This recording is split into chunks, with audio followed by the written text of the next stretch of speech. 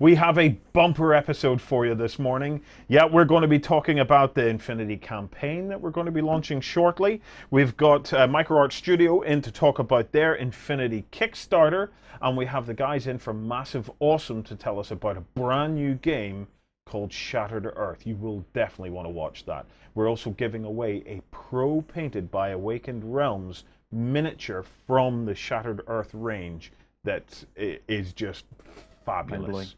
Right, come on in.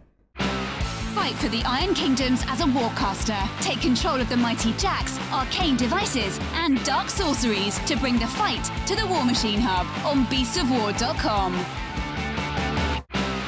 Become a general of mighty armies at the Kings of War Hub. Take command of elves, dwarves, and orcs in this game of masked fantasy combat on beastsofwar.com.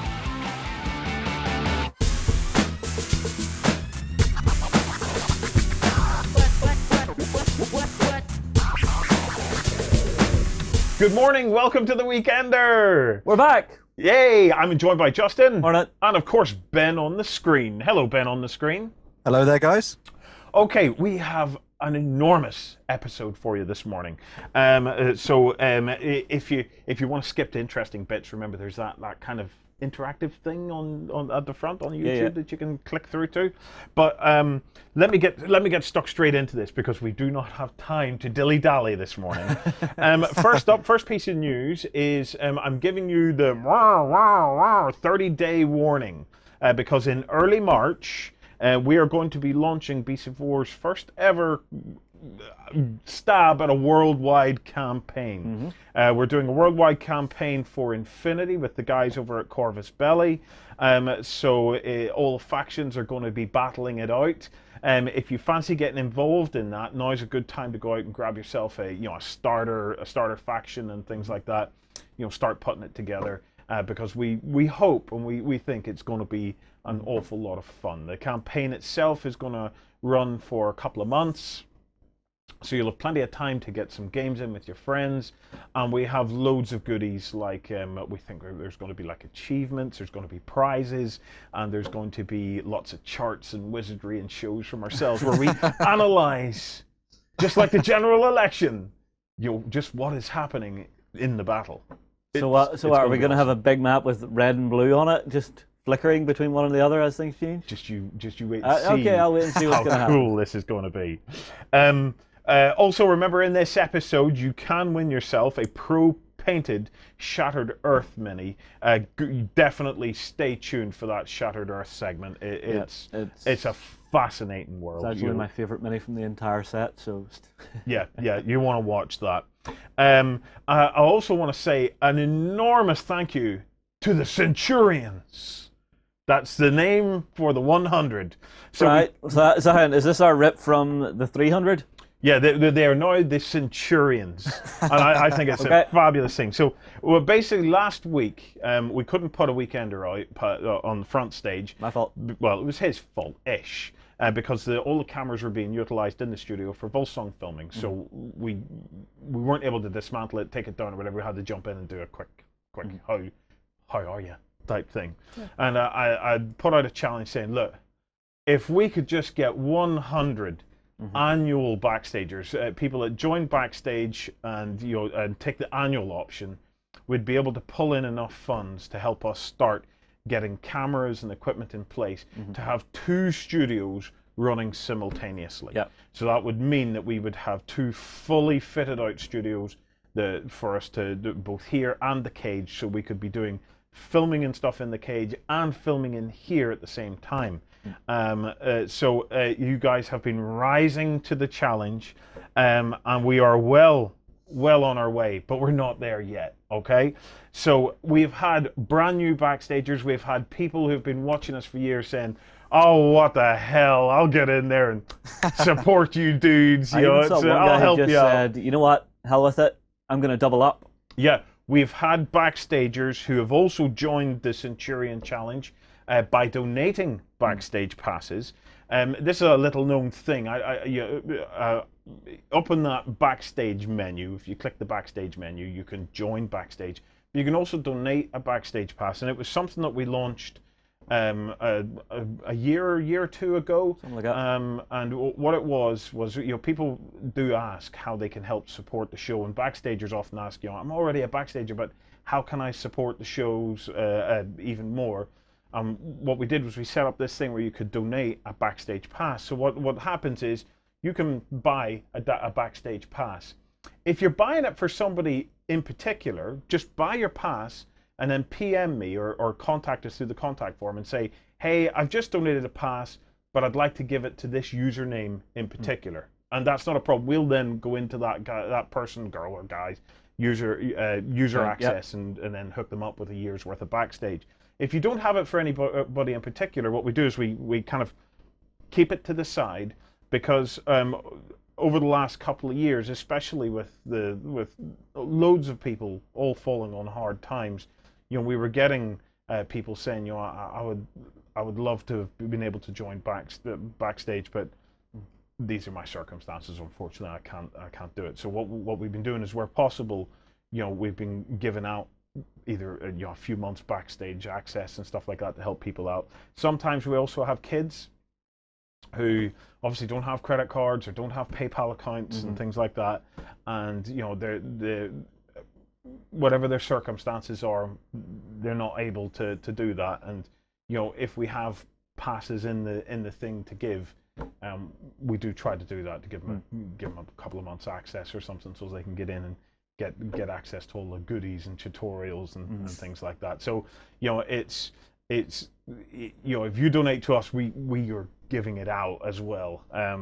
So I'm pushing on the Centurion Challenge, and I am keeping an eye on who's coming in, because if this works, what I'm going to do is almost like little Centurion legions, So I'm trying to get the very first Centurion Legion together, right. And it's been made up of new backstagers and existing backstagers, right. Pushing in and donating and stuff as well. The response has been fabulous, guys, and Lloyd is burying his head in to the various camera specs and stuff like that to try and get us up and running with it. We'll be doing it as we go along, so we're not gonna wait until everything is in. As the money's coming in, we're trying to assign it and build it up bit by bit. But if you've ever wanted to hop in and help Beasts of War be able to create more content and more content more easily, the Centurion Challenge is definitely the way to go. So whether you're would prefer new backstagers, because we just want more of you guys to come in and join our family, and it is like a big family, and we don't want to ask any more of backstagers than what they already do. But if you are a backstager and you want to do more, that donation option is the easiest way to go. And if you want to do it for somebody in particular, just get in contact with us and let us know. But again, you Centurions are amazing. So yeah, thank you to each and every one of you, and thank you to every backstager who's been. We've had backstagers now supporting us for over 5 years, and just a massive thank you to all of you guys, because this wouldn't be on. This would all be gone. There would be nothing if it wasn't for the backstage community that keeps all of this alive. So if you sit there week after week enjoying the content, enjoying the show, just spare a thought for the backstagers, because it's 100% because of them that any of this free stuff even goes out, and that you get to enjoy this. So rock on. Right, we have tons to be getting to, Ben. Yes. So what I wanted from you this morning, I was going to put you on the spot to give us all a little bit of a whirlwind tour of things to be looking out for this weekend, before we tell you to bugger off and we start interviewing all of our guests. So what's on the whirlwind tour for this weekend? Okay, so the first thing first is, you might not have noticed this. Who knows? Potentially, it might have slipped under the radar. But Mantic have started off their Walking Dead campaign on Kickstarter, and it's been doing exceptionally well. Yeah. As you can imagine, they've already bust a whole bunch of stretch goals. So definitely go and check that out. Take account of all the different stretch goals, all the awesome minis they're doing for this. It looks really good. There's already some expansion talk going on and things, so go and check that out. Oh, fantastic. For sure. Yeah, we're just looking at the webpage of it, and the amount of goodies in that campaign is phenomenal. And I think we're only scratching the surface. I think there's still a load more that they have up their sleeves that can be potentially. And I think that there's only one pledge level, and the idea is that you get in, and whatever's unlocked, you get it all, basically, or something like that. Yeah. So there's one basic pledge level which gets you all of this. There is a crazy level which will get you made as a zombie as well. So if you want to spend a lot of money, you can check that out. Nice one. Well, so basically you've got one for just people to buy, one for your retailers, and one for become a zombie. Yeah. I wouldn't mind becoming a zombie. If I had that money, I would probably go for it. Yeah, all they need to do, though, is just 3D scan you, and that would be job done. Really, I look that bad? Well, maybe in the mornings I look that bad before I've had a can of Monster. Yeah. So, okay, what's next on the tour, Ben?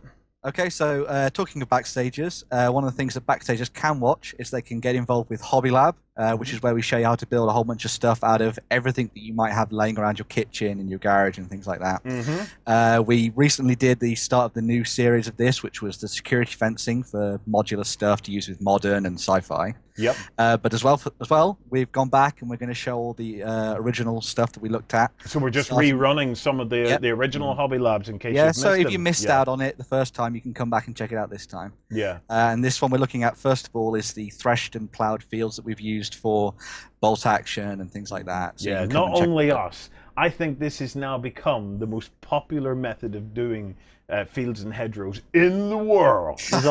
It is fabulous. You've got to watch it. Patented method. This is probably one of my favorite Hobby Labs of all, because if you've watched any of our bolt action coverage, our Team Yankee coverage, the boot camp coverage, all the boot camp stuff, it was all done using this method, and it's just such a beautiful way of creating countryside to battle over. It's great. We're going to be using this kind of stuff for Volsung and all sorts of games, so it's definitely worth a watch.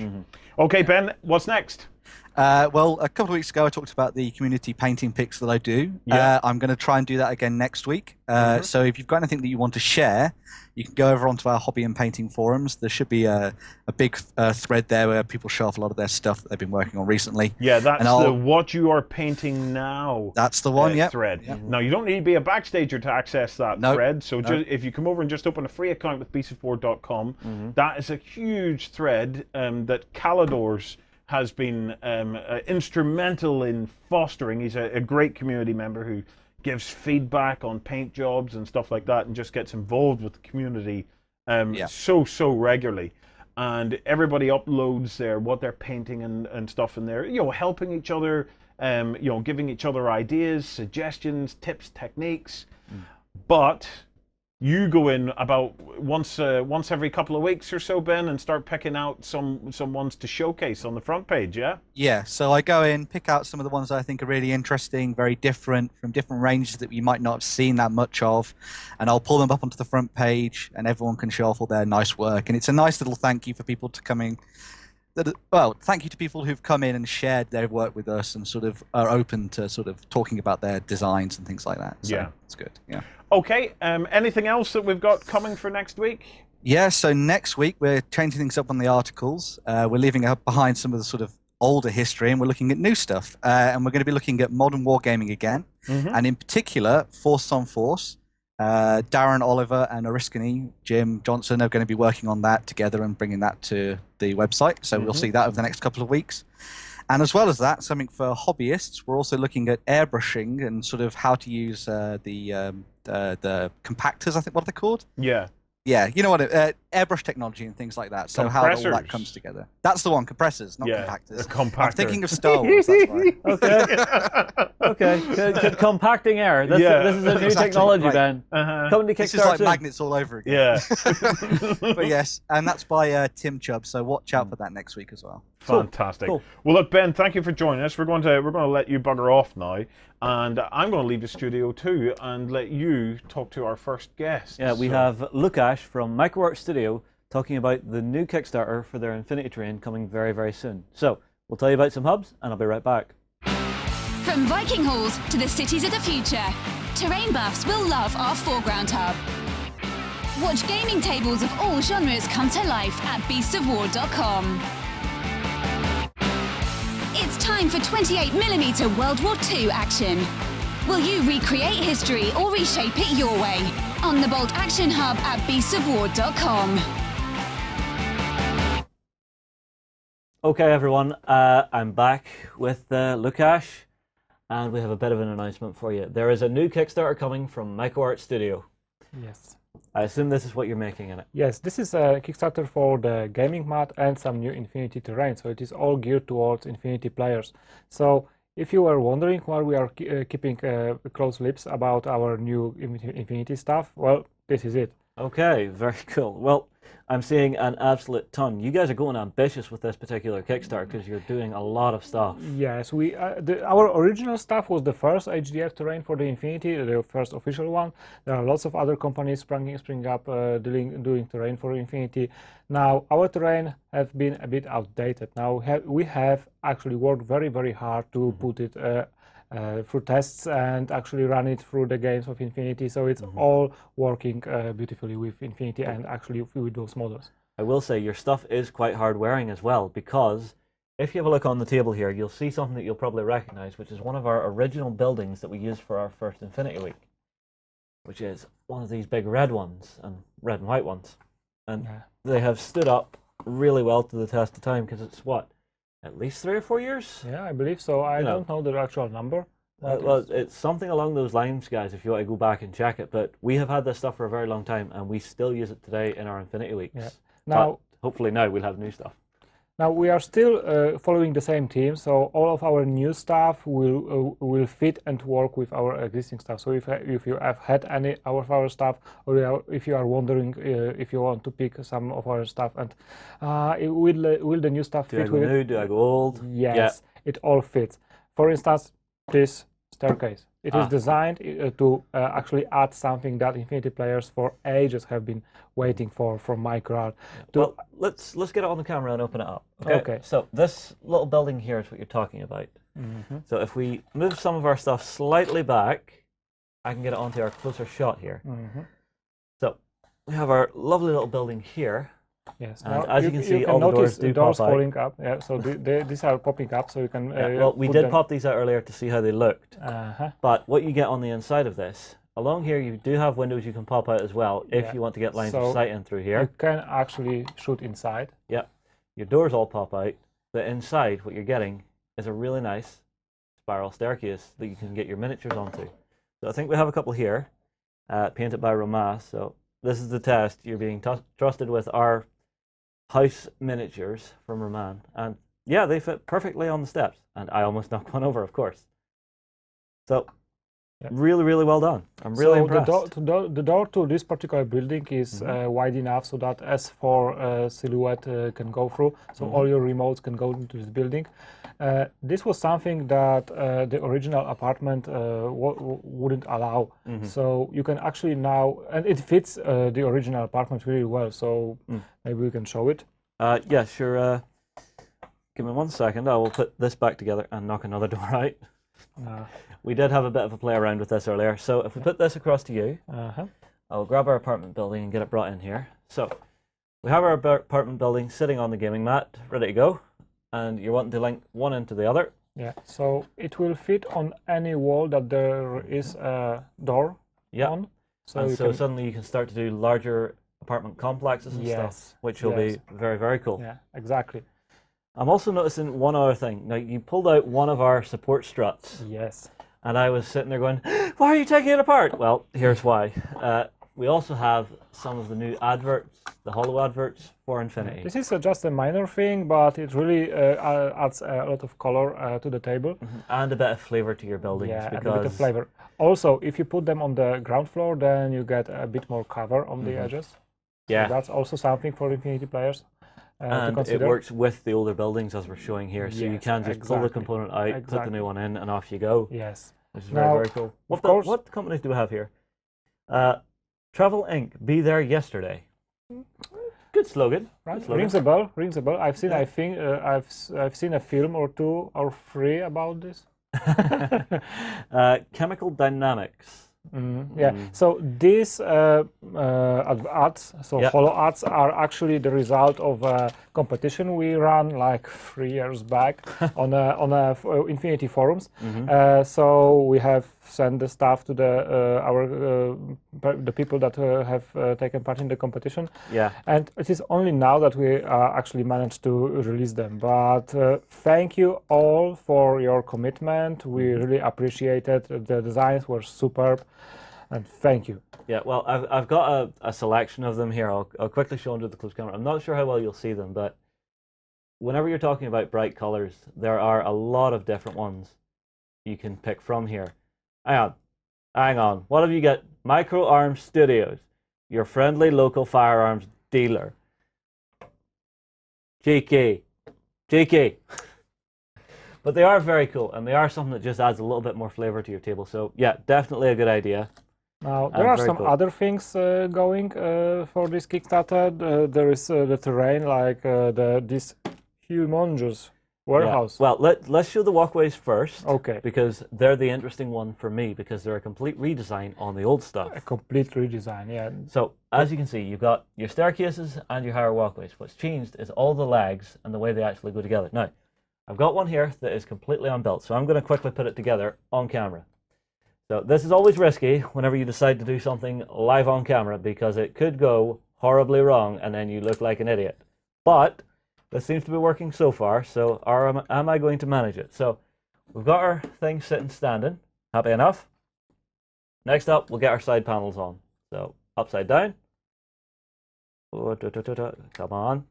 Oh, am I going to look stupid? Am I going to look stupid? Perhaps. Nope.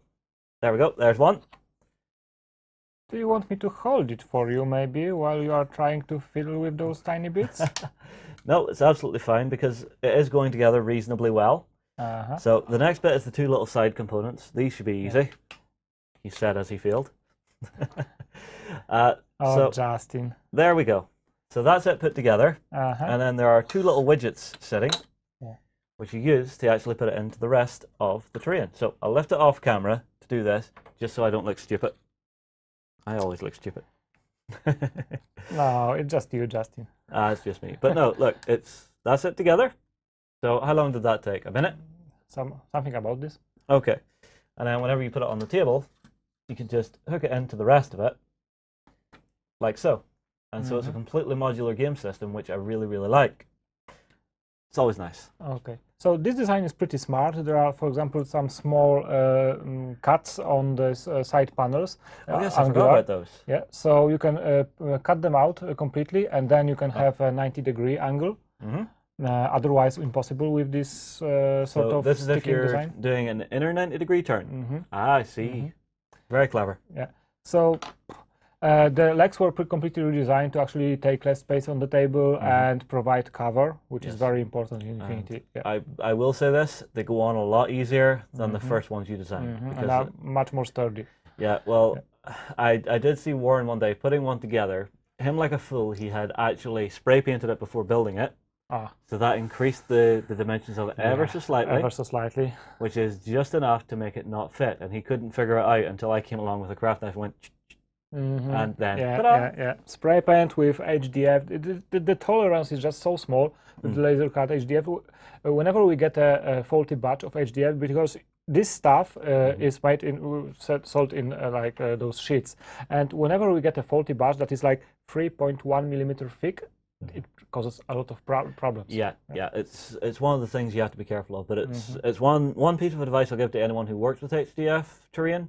If you're spray painting it and you have a join point, just give it a little trim with your knife before you try and put it together, because that'll just give you that little bit more freedom, because this stuff is designed to go together within micromillimeters of each other. Yeah, exactly. Okay, so I will just take this part from this table. Okay. Just to clear some room. I will lift this component off, and I assume you're wanting to move your large warehouse in. Yeah, I want to remove the large warehouse around. Okay. Okay, so this building is actually big enough to have an airborne deployment on the top. Well, if you give them here, I can get them into our closer shot, because it is a huge, huge building. So, again, this is similar designed to your apartment block, so I'm assuming it works with it. Yeah. And whenever you actually open this up, you'll see inside Yes. you've got some nice walkways and stuff. You've also got some of these doors which actually slide open, Yeah. which I think is a very, very nice touch. Yeah. Also, there are numerous optional entrances on the sides. Yes. And So they if I are top this up, they come in many different sizes. So up to here, you have a Silhouette 4 sized entrance, so you can have a So remote. this will pop out, I'm yeah, guessing. you can pop out this easily. oh, there we go. So you can have it left standing in there or just pop it out. And somewhere on the other side, think we have here here. and here, there is a normal Silhouette 2 entrance, so you can That's have it your there, I normal human-sized model move through it. Yep. Yeah. Also inside, this is important bit, and I find it very, very neat. You can just about see it here. There are those beams inside, Well, so let that me- if I'll you lift are off this section, and we'll take the doors out. yeah. So if if you you take are this. actually inside the buildings, so you can imagine that a human-sized model would move through the door. So let's say a miniature moves here Yep. and goes up to here. Now this means that from this direction, this miniature has cover.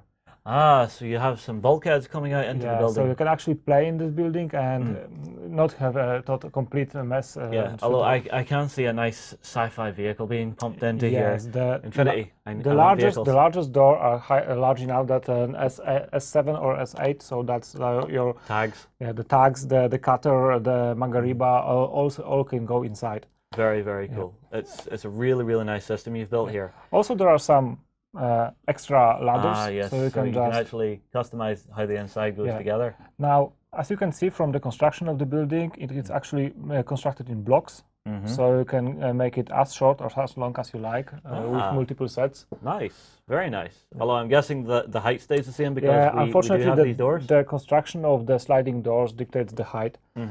Well, I don't really mind that because it's still a big, beefy building. Yeah, You know. its volume is equal to 3 apartment buildings. I see. Right, well, if we lift the building out of the way now. Oh, hang on. Wait. One of the man's minis. That was close. That could have was went close. horribly wrong.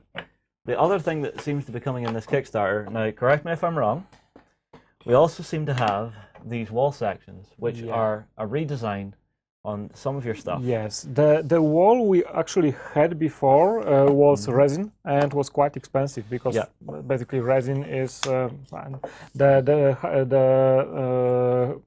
heavier it is, the more expensive it gets. Yeah. So we've got a few different sections of it here. So you've got one of your walls with an S2 door, and you've got a wall which is just a blank. You also get, if I can disconnect it, one of these which is a little checkpoint. But this stuff actually goes together really quickly. So I'll put this back together in a heartbeat. So moving this out of the way, we'll put one in here, pops in, one in here, pops in. And I like the fact that you've done some 45 turns on this as well. So you're not just going to have big 90-degree turns on it. Yeah, exactly. It also goes well with the gaming mat. And just like that, Follows the angles. goes back Exactly. in. Exactly. And I'm guessing the gaming mat themselves is this coming on the Kickstarter too? Yes, this is the main reason for the Kickstarter. This is the gaming mat. We have to order quite a lot of it, and actually to make it viable. Yeah. So this is a brand new gaming mat, modular gaming mat. The segments are, I believe, 1 foot long. Yeah, they seem to be 1 foot square. Yeah.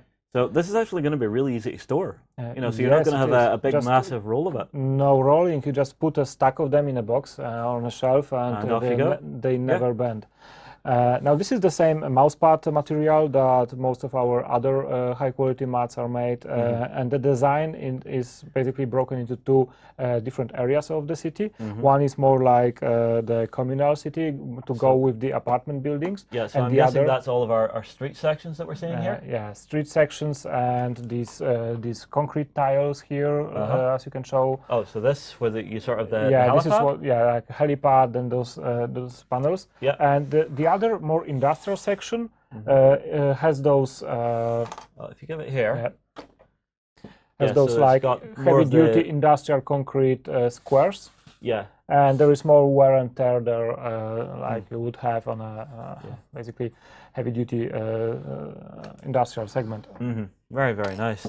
Well, I mean, like, I'm looking forward to this Kickstarter, to be honest with you, because you know, more terrain for our games is always brilliant, and more gaming mats. I think gaming mats are going to be one of the big things for the future of gaming because it's a nice, easy backdrop. You know, better than sitting down to your kitchen table trying to throw down, you know, grass mats, things like that. You throw down this, you've instantly got some flavor to your game. Also, it has no yes, give. it's not going to shift and move about on you. Yeah. Trust me, I have played on grass mats that just skate everywhere. It's Plus, annoying. your miniatures are safer. I can take. I will not do this with Roman miniature, but if your miniature ever falls on the mat, Aye. it is safe. Yeah, it's got a little bit of a spring to No it, a little chipping, bounce. Yeah, let's not do it with these because Yes, Roman, yes. I will never ever hurt one of the minis you've painted. Okay, so now there are some other bits and like smaller pieces for it, like for example a redesign of those the crates, yeah, in the hard foam. So these are the 4 crates are basically the same price as this one. Well, that's a bit of a difference. So I'm getting 4 times the volume on my gaming space. Yes. If you there is basically the foam allows for a little bit more of air bubbles, so this is something that you have to consider. But these are still great value for the volume you have. Yeah, that, and if you're playing against your little brother and he decides to wing this at your head, he's not going to do as much damage. Yes. As As you can imagine, you can just stack them like that. That so. works. Yep.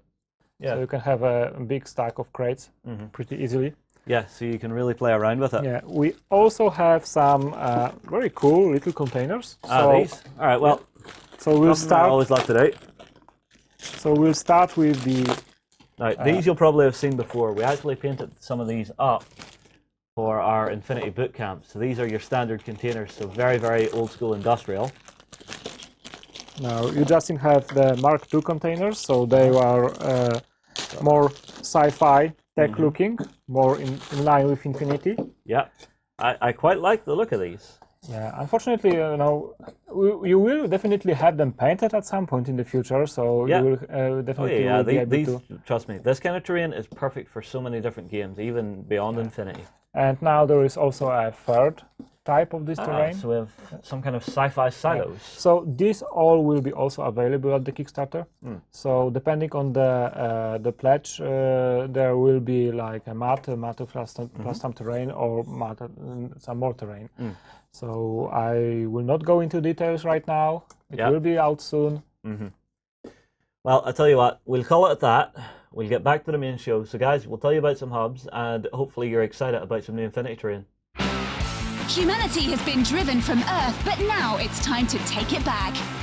Join the Reconquest and fight the Scourge on the Drop Zone Commander Hub at beastsofwar.com. Flames of War brings you the battles of World War II in epic 15mm scale. Go to the hub on beastsofwar.com to find news, tactics, and tutorials about the game.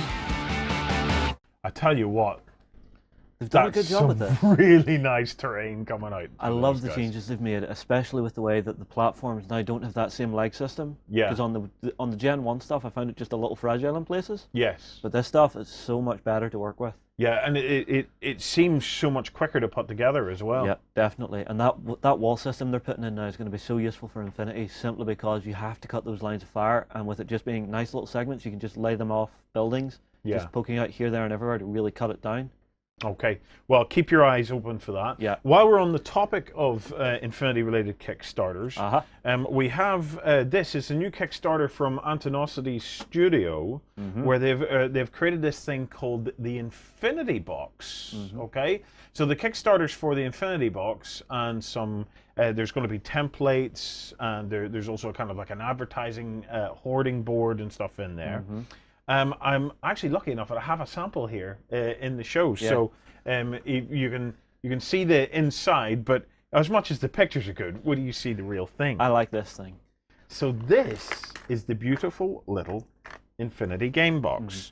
So this is it here. It's made out of laser cut HDF, and it's basically a box for you to store your Infinity life in. So what you do is you lay it down, okay. You pop the little bands that keep it closed, and then it just pops open like that. Now, this is what I think is really clever, because this here is all a single piece of HDF, Yes. and the way they've cut it, you can actually turn it. Isn't it lovely? They've actually, by using a very specific cut pattern in the HDF, they've made this beautiful hinge. And it is really, really nice. I And think it it's really gives clever. a beautiful aesthetic to the whole thing. And it's just really, really, it oozes quality. Once you open the box, you have 2 trays in the box itself.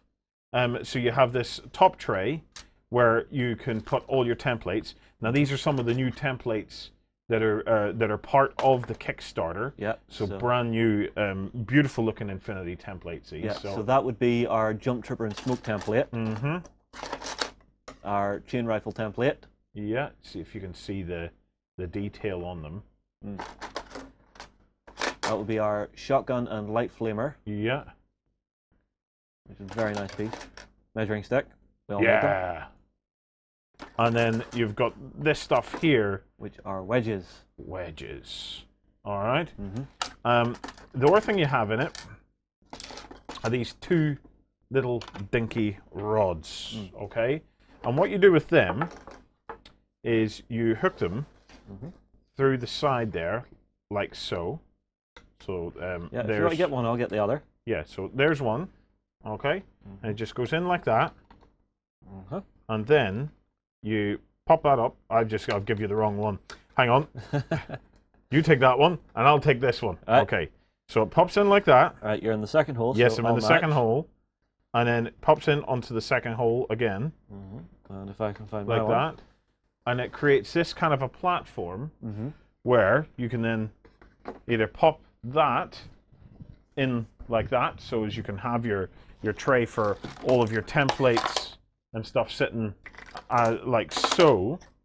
Or one of the other snazzy things you can do with it is if you're using a tablet with Infinity, you can just go like that and put your tablet in it as well, and you can keep all your stuff while you're working. The other component tray that's in it keeps your cards.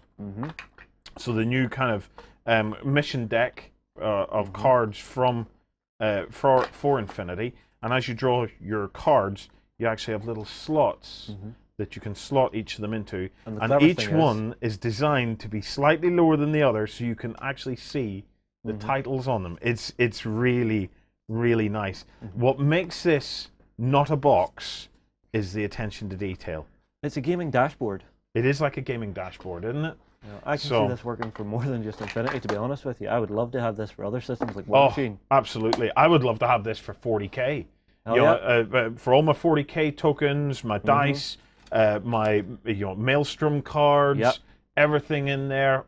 It's just. Perfect. I really do hope that Antonosities takes this design and refactors it for some of the other games and stuff that are out there. But if you're an Infinity player, you're in with some luck right now. So go and check this out. And if you're going to be joining the worldwide campaign, maybe now's as good a time as any to hop in on that Kickstarter and treat yourself to something like that.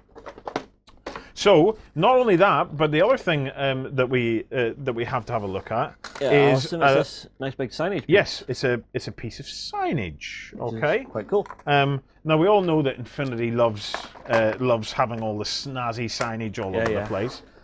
So here we have another kind of. It's a nice big hollow billboard for your gaming table. However, you want to see something cool? Yeah, go ahead. The top pops off. Okay. Okay. And one of these sides pops off. So I think it's the one near this one here. So it pops out like that, and then you just drop your dice in, and boo! It's a dice rolling tower. Nice. So it's way. One problem. I generally like to use a different type of Infinity dice. I don't think mine will fit. I think mine are too damn big. I'm too big to fit. Yeah, hold them under there. Yeah. So Justin's pair maybe are not going to go in there. I think my pair are too large. Yeah. But for your typical kind of standard dice, just drop them down and out they go. That's really satisfying, you've got to say. And it's nice to see it disguised in your table. It is kind of cool. Now, you know, I've never been much of a one for dice towers and things like that there because I've just never been one for them. But certainly having one that's actually integrated into the gaming table probably would make me more inclined to use it. What I would want, though, is some sort of a catching bay. Well, you see, I think that's what that little seat's meant for, so that whenever you just leave it a little bit away, it stops them rolling off the end. Let's see. We'll give it a shot, all right? Okay. And then just... Yeah, you see, it kind of messes with it a little bit. I wonder if I hold it about there. Yeah, that kind of holds it. So it's anyway, it's a nice, innovative little piece. I think if you're into Infinity, it has all the imagery and all of it there. So I'll give you one quick last look around the actual tower itself, so as you can see some of the really, really sexy graphics that's on it. I hope they come out with a few different options for those. Yeah. You know, just so you can really change it up and theme it to your board. Yeah. So, if you're in the mood for Infinity-related Kickstarters, that's both MicroArt Studio and the guys over at Antonosities. That is definitely worth a watch. Right. My turn to kick you out now, because I'm going to spend a little bit of time learning about the new world of Shattered Earth. And trust me, you'll want to hang around for this one. Anime cyberpunk style meets skirmish combat in Infinity. Experience 8 high-tech factions and fight to control the human sphere at the Infinity Hub on beastsofwar.com. In a world controlled by massive corporations, a steady aim and split-second decisions are needed for your megacon to complete its goals. Begin your missions at the Mercs Hub on beastsofwar.com. Hi guys and welcome back. I am joined by Simon and John of Massive Awesome. Probably one of the most massive awesome names in the industry now. Thank you. You guys are going to Kickstarter with Shattered Earth. That's right. Now, for any of you guys following along, there's a really, really interesting article series on the site, which has been all about the preparations in minute detail, I might add. Even the boring stuff, which is the latest post to go up, go and check it out, of your preparations for Kickstarter and all the different facets of the business of Kickstarter. How have you found it so far, the whole prep to this point? A lot of work. I think the reason that we went for the article series, I think, is because there's huge amounts of information out there about all the individual things you need to do, how you can organize your stretch goals, things like that. But in terms of if you are really starting and you don't have contacts with casters and artists, what are all of the things you need to do? Because I think what we've done is we've done a lot of homework with successful campaigns and not so successful campaigns. Yeah. And it tends to be people miss out things or forget things. So we're hoping, we're not experts, we haven't passed our Kickstarter yet, but if people follow those, if people want to come up with their own Kickstarter, if they follow the steps we've done, hopefully they won't miss those boring things, those little things, as well as the interesting, fun things. Well, we're about to find out, because when does your Kickstarter launch? February 10th. February 10th. Yeah, Wednesday. Keep it in mind. Okay, so before I get to the game, actually, I want to talk just a little bit about you guys, because you have a lovely story that your boyhood friends, so you go way, way back. Yeah, okay? long time. And you've grown up, entered adulthood, allegedly. You went off into banking and all project management and stuff like that. You went off and worked for PlayStation. Yep. And now you've hit this moment in your lives where you've kind of said, well, do you remember all that dreaming we did when we were kids? Yeah. So tell us a little bit about it. Like, what were you playing when you were kids? You know, it's I think like a lot of people our age, I guess, I mean, we first started out playing Warhammer 40,000. 40k was the big thing when we were kids. We used to run at our secondary school, one of the science teachers used to run a model club. And some people brought like World War II stuff, just the airfix kits and things like that. And some of the other kids had these crazy tanks and these crazy soldiers that we'd never seen before. And that's certainly how we started. We just had a look at these guys. What is this? And we found out about 40k, and that was the doorway really to hobby gaming, I suppose. Yeah. I'm staying at Space Crusade there, which was, I think, my first entry in. Yeah. Yeah, the initial drug that led to the lifetime addiction. But and then we moved on into Magic the Gathering, played a lot of that. Yeah. A lot of role playing, which we still do 25 years later. Yeah. And then I guess Si's played a lot of skirmish games and moved on, and the kind of group where I live now is more into board games. So most of my times when I'm not working on this sort of stuff, I'm playing as many board games as possible. Yeah. Yeah. Well, let's talk about this sort of stuff. Sure. Okay. The game you're working on is called Shattered Earth. Okay. I want to talk a bit about the background because I found it to be a really, really stirring background actually to this game. Do you want to fill us in on what the basics of the world is? Sure. It's Shattered Earth is set amongst the ruins of our world. It's set on Earth, roughly 50, 60 years in the future. And it's after a series of huge cataclysmic natural disasters have effectively reshaped the world.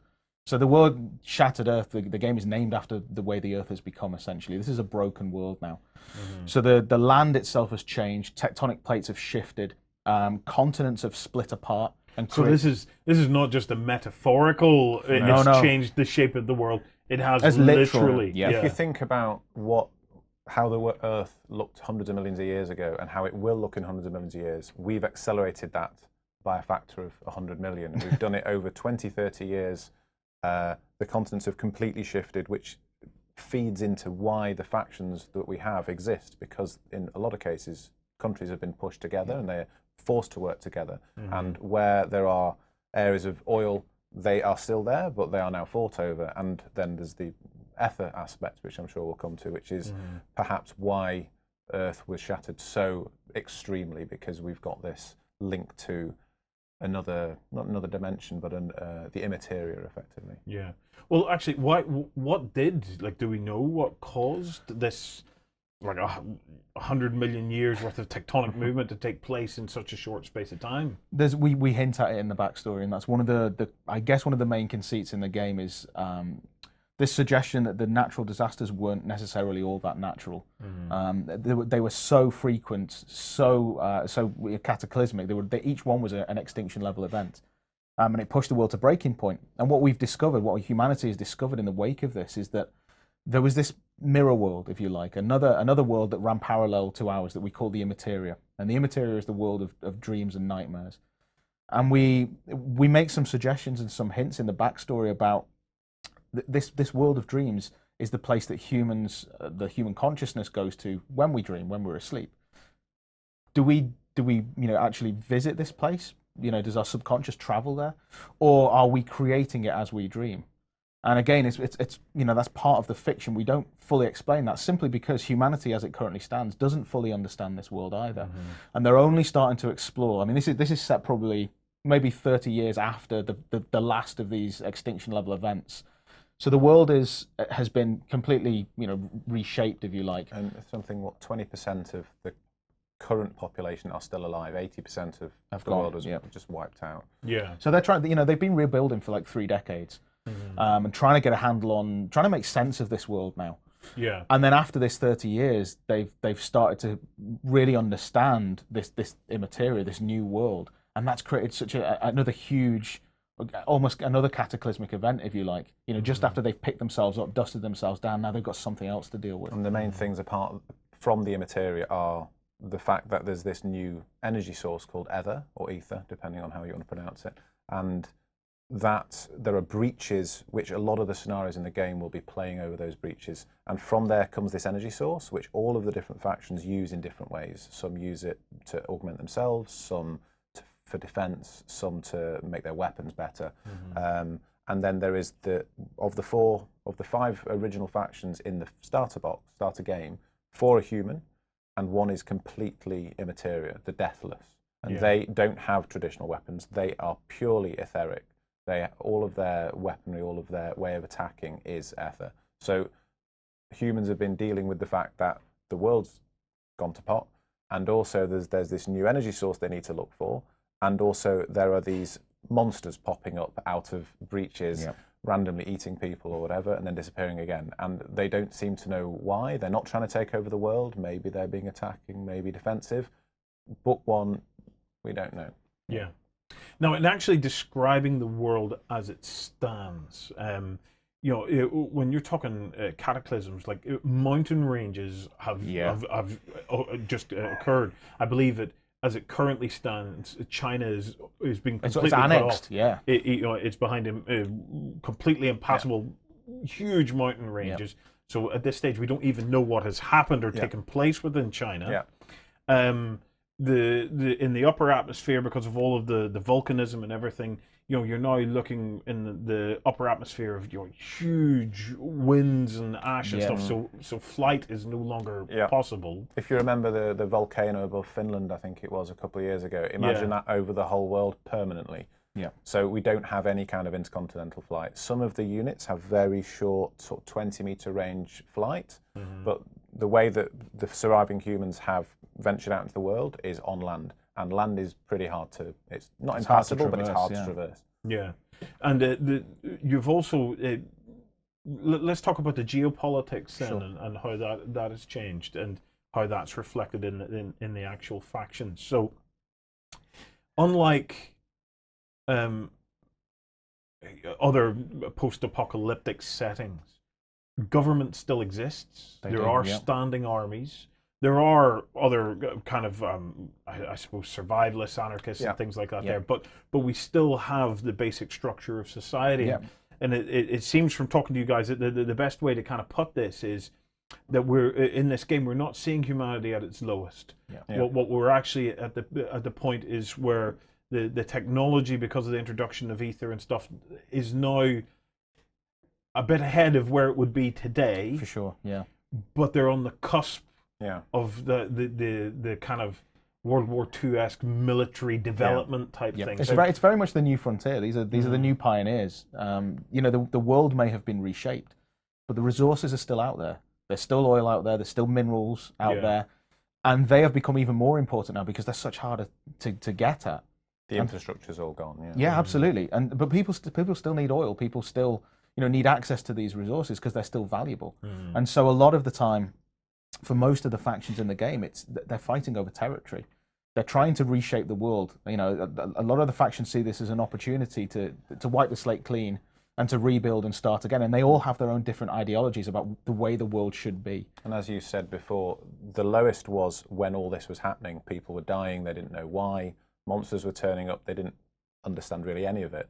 And 20, 30 years on, the rule book covers the history of how some of these political factions came, what they did when the events started happening, up to the start of the game 20, 30 years later. And most of them have organised themselves somewhat. So it's less pure survival and more how some small governments, some large governments are managing their land, deciding how to go and poke around. It's recreating the infrastructure, I guess, that's been destroyed in the past, Trying to be as realistic as possible in what would happen if a magic energy source turned up and the world was ripped apart. So given those two things, what would happen? Who would side together, who would fight, why, what alliances would happen, that sort of thing. Yeah. Well, let's quickly talk about the factions. We're going to have a look at some of the concept art, even some of the models. And also what is their, I suppose, relationship with the Shattered Earth? What is their take on ether and the politics between them and their neighbours? So who will we kick off with? I think we're probably best kicking off with the United Nations of Mankind, really. These are, the UNM are an amalgamation of what was formerly the US and Russia. The two continents have sort of connected around I think it's the Andreanov Islands, which is in between the sort of the two continents. There is now a huge railroad that connects the two countries because, as John was describing before, the world you traverse the world in a different way. You can't fly, you can't really sail because the seas are so treacherous. So what they've done is reinforce the existing railroads that are there, like the Trans-Siberian Railway, the Intercontinental Railroad, and connected them. And so you have the world's largest, most heavily fortified railroad. Which is pretty cool. I'm imagining you may want to armored play... trains. Armored train. There may be a scenario or two based on this. Yeah. And that's where a lot of the infrastructure comes from. These resources that we're talking about, they're shipped around on these trains. Yeah. And these guys, the UNM, are about rebuilding the world as it was before. Yeah, they want to create the infrastructure again. They want to bring business back, growth back. They want to bring back the economy. They like order. They like stability. They're the biggest, and they want it to stay that way. Yeah. And you notice our female models are armored like the male models. Yes. Naturally proportioned miniatures. So are these named characters, or are they standard line troopers? So we've got this would be the starter set for if you want to take those closer. I don't know. Okay. So we've got 3 standard coyote troopers, we call them, and then to the left there is Mitch Ward, who is the named character. So all of the factions tend to have 1 or 2 named characters. So this is Mitch. That's Mitch, yeah, with the augmented legs. He's basically one of the coyote assault troopers, but he's a veteran. He's been in the field longer. He's seen a bit more. He's got slightly different weapons, and he's able to. Now these are lovely casts. Are these representative of what the final casts? Absolutely, like? yeah. These are final. Do we have a render of Mitch? Do we? I think if we go back. Yeah, here we do. Have we gone on there? Oh yeah, there we go. So that's Mitch with his ether shield up, and on the right is that's the original. That's our sculpt original that we 3D did. sculpt, and you're holding in your hand what the backers will get. Yeah. Okay. So this was important to us to go through at least one complete iteration with these miniatures, rather than hit Kickstarter with some concept art and a promise. We wanted to go to Kickstarter with physical models and knowing what you were actually knowing what we were capable of doing. Yeah, and so that we can show people, if they want to back this game, this is what you're getting, guys. This is the quality that you can expect. It's a full digital production pipeline, so we keep the details super sharp. The models fit together so beautifully because they're digital sculpts, and it's the highest quality resin that we could get access to. Yeah. So there's very little to no shrinkage at all. I think it's one of those where there are so many good games out there now with good minis that you can't cheat people with anything less than top quality. If you I think people have got into trouble by saying highest quality miniatures, and the first million comments on your page point out that that's not true if it's not true. So you can see we push the boat out. It also helps us with our initial backing level because you know how much something like this costs, but our initial backing will be a lot lower because we've put a lot of the money into it ourselves. We've already created the molds for these guys, so it's and we're hoping that's also going to eliminate some of the potential delays that you might get through Kickstarter. That's not to say that there might not be delays. We don't know everything yet. Yes. But we've done as much as we think we can until the point we launch the Kickstarter. We've armed ourselves with the knowledge that we need to try and give this a really good go, basically. And we've ironed out the problems where we had problems with keys and fittings and anything like that. We've done a second round, a third round until it all really works. happy with it. Yeah. Now, this faction, this US-Russia faction, it's a standing army, isn't it? Very much so. It's very militaristic in its style. What's its relationship with Ether and the other factions in the world? They're more wary of Ether in that because they like stability, they're not augmenting themselves physically with pumping ether into themselves because that's risky. One of the factions we'll come to later do that, but they take the risks and a lot of them end up killing themselves. But the ones that survive have, end up with augmented human powers. The UNM like using it for shielding, and they like using it to augment their weapons, but not themselves. They want to control it because it is a resource, not something. I think they see it as another exploitable resource, essentially, like any other. It's there to be studied and there to be exploited, but it's still dangerous, and they still want to treat it with respect. But the next faction that we can talk about is the Cult of the Dragon, which is up on screen. These guys here, So what can you tell us about them? The Cult of the Dragon were formed from another faction which was known as the Pan-Asian Alliance. So the Pan-Asian Alliance were a bit like the UNM, are an amalgamation of the US and Russia. The Pan-Asian Alliance were, it's sort of in the Pacific archipelago, Japan, Korea, the Philippines, Indonesia, places like that. Those islands had come together as a result of these cataclysmic events. And so they formed a new government, formed a new faction, and became the Pan-Asian Alliance. And one of the main characters in the game was part of that faction, who is a gentleman called Lee Kyung-min, who we'll bring over here. He is a a former entertainer, celebrity, if you like. But he was also obsessed with the occult. And he'd built up this army of fans, this legion of adoring fans, essentially creating the cult of celebrity. Because if you're going to start a cult in the modern age, what better way than becoming a celebrity? And he had a ready-made army waiting for him. So when everything hit the fan, he became this cult leader, essentially, with a legion of fans ready to do his bidding. And he was also addicted to body modification, and where lots of people have tried, using ether like a drug effectively, it has had some positive and many negative effects, including painful death. He seems impervious to any of the negative effects. So you can see, he's pumped himself full of it to the point that he is almost superhuman. But that has the downfall with it, in that he has aligned himself so far with the immateria that he disappears through a crack into the immaterium, and comes back out. You have the light. Before we get to that, let's have a quick look at his sculpt here, because I've got to say the sculpt of this miniature is beautiful. He has turned out so nicely. Yeah, the details on that are just fabulous. This isn't even him at his most impressive. I also have the painted version of him here. So we can get a look at that. So he was actually the first model we had sculpted, and we figured if we're going to go through this process, at least once, we better start with one of the most impressive miniatures we had.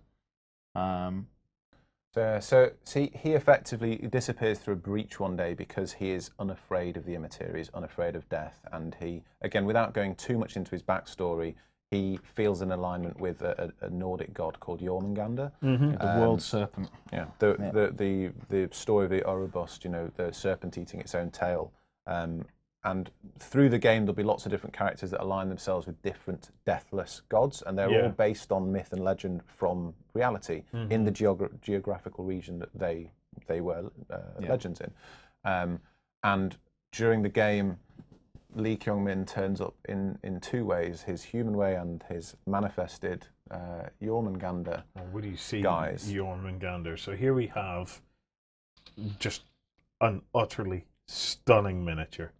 There's so much detail on this. I don't even know where to begin. It's beautiful in that it's a miniature inside a miniature. Yeah.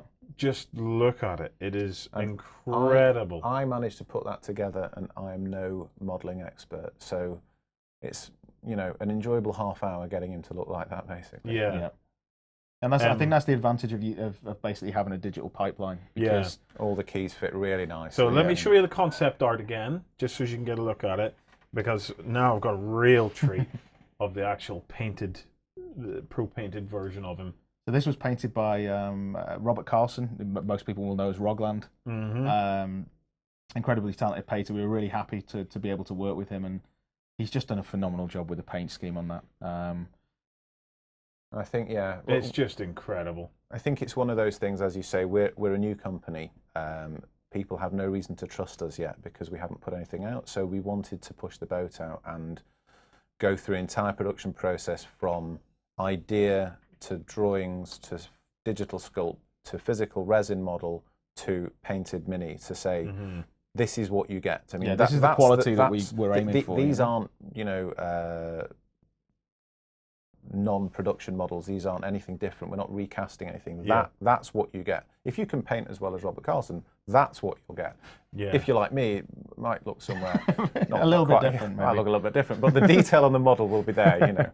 Can we you have artwork of the standard troopers as well, and we can get a quick look at those guys. You've got these, So this is the acolytes. The acolytes. So these are the basic sort of foot soldiers of the cult of the dragon, if you like, and you can kind of get a look at as John was explaining, their relationship with Ether is very much about augmentation, body modification, and in fact on the acolytes, if you look at the canisters on their back, they're actually filled with a strange alchemical substance made from ether that they just continually pump into their bloodstream to enhance their abilities.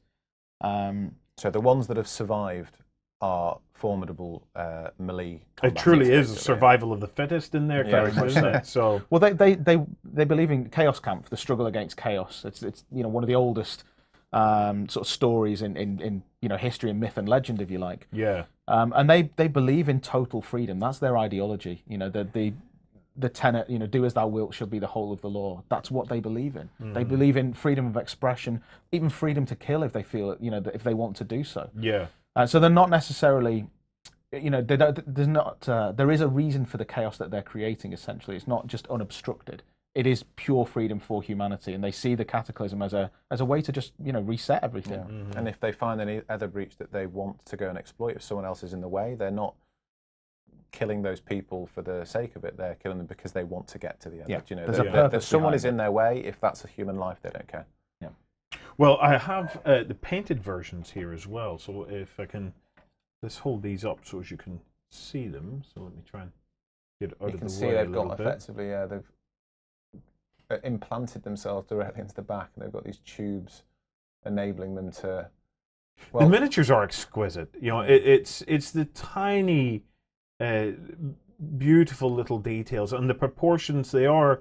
It's all kind of true scale It in is, that very sense. much so.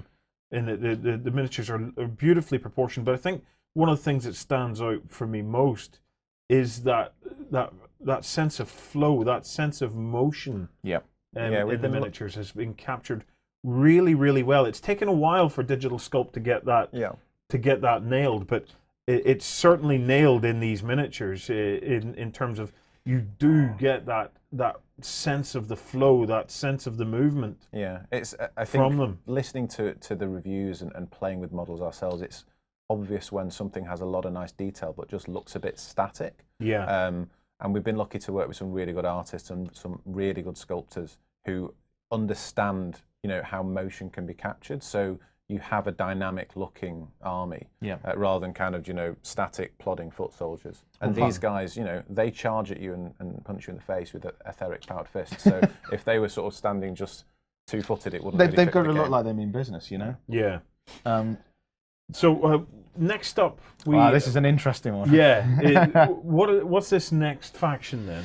So we talked a little bit about ether leaking into the world from the Immateria. Yeah. And then John mentioned the Deathless before, and the Deathless is the name given to the creatures of the Immateria, or certainly the ones that humanity has encountered. So just when humanity's picking itself up off the floor and dusting themselves down, outpoured these creatures of nightmare and legend. And the Immateria itself has geography to it. It maps onto our world directly. So wherever a breach appears in the material world, the creatures that come forth from that breach represent the myths and the legends of that particular region. Mm-hmm. And that goes back to us talking earlier about, did these creatures exist because we invented them, or did we dream about them because they existed? Did we have a glimpse into their world? And either way, they now exist. We certainly know they exist now, yeah. And we're not sure what they want. I mean, nobody's been able to communicate with them as yet. Yeah. They are led, we think, by a character called Chernobog, who is the black god of Slavic mythology. And his army of foot soldiers, if you like, are called the Drekovac, or Drex, which is what the UNM military refer to them as. Yeah. Or Gribblies, as gamers refer Just to them. Gribblies. They're pretty cool Gribblies with a massive mouth, chest we can cavity. actually have a look at these Gribblies up close. So this is them here. Let me get that in. Oh. So These Awaken Realms. These have all been painted by Awaken Realms. Again, done a phenomenal job for us. yeah. We wanted to everybody knows what Gribblies are. Yes. But we are trying to get a different take on a small monster to make it look fierce but interesting.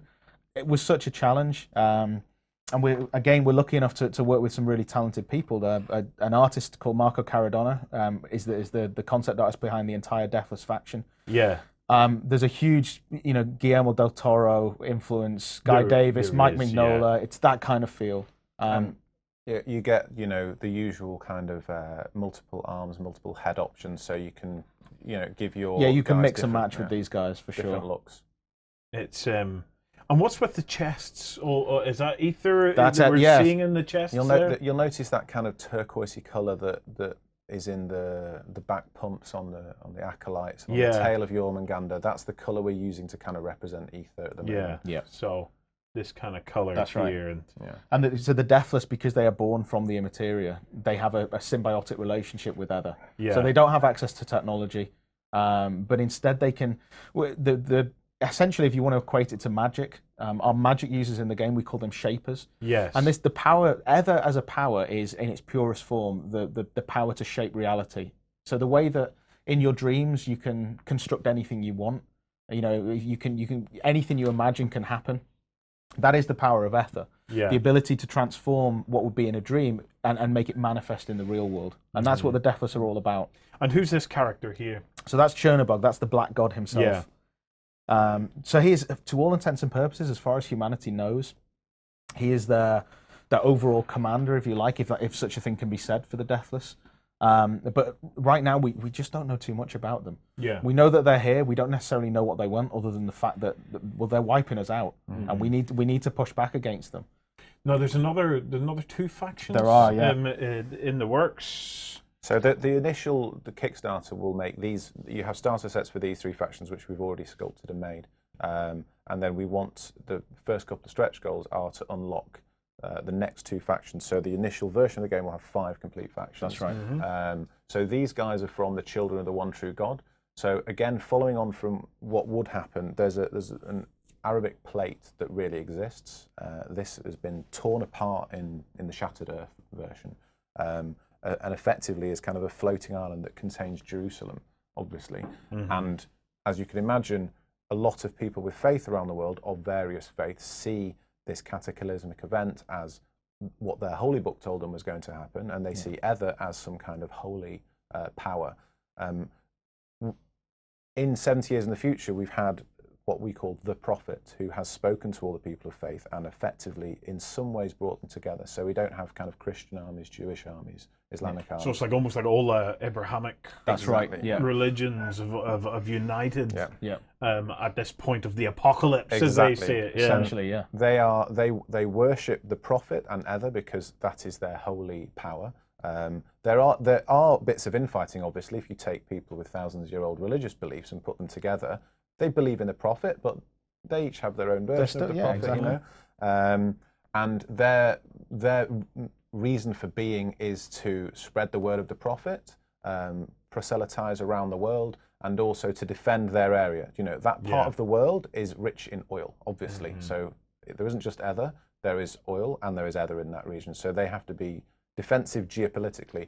On the tabletop, they're not a necessarily defensive group. As you can see, these guys, we call them those who speak. We have 3 units: those who speak, those who listen, those who see. Each have a different tactical use in the game. These guys are Frontline shock troops. Yeah, they go swing the I don't know if you know the word censer. In mass you have the brass with the so with the incense. That's yeah, right. So these guys add a little bit of ether and a bit of magic to there, and then they smack you in the face with it. It's a use. It brings the word of God to you. Directly to your face. Now you've spoken about the what's happened in Asia Pacific. You've spoken about the Americans and Russians. You've spoken about the Middle East. Yeah. What about the Europeans? What are we doing? Okay. So the final faction for the first part of the game, Humanist Rebellion. So this used to be the European Socialist Collective. Yeah. And again, that was what it sounds like. It was most of Europe came together.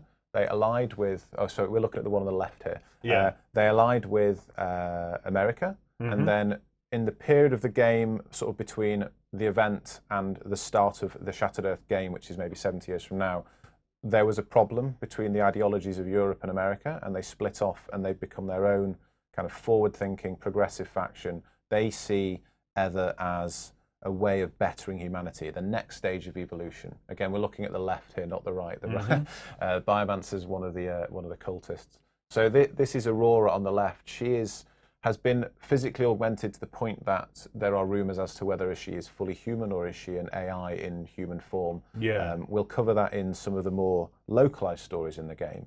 Looking at it from a wider perspective, the humanists, they're they're the good guys. They see themselves as the good guys. They're not so expansionist. They just see that the tactics of the other factions aren't necessarily what they see as the right way to live. Yeah. It's a big opportunity for them. I think they see the end of days was a chance to wipe the slate clean and to build a better world. Essentially, that's what they think they're doing. It's for the greater good, if you like. So there will be some sacrifices along the way. It's regrettable. Yeah. But they would like to try and save people rather than destroy them as much as possible. And to them, human life is absolutely precious. Because, well, we've lost 80% of the world's population. We don't want to lose any more. Yeah. And they don't want, and that was part of the reason why they split from the UNM initially, was we don't want to be that militaristic. But unfortunately now their hand has been forced because they're being closed in on all sides. There's been this new esoteric element from the immaterial. The deathless have come upon this world.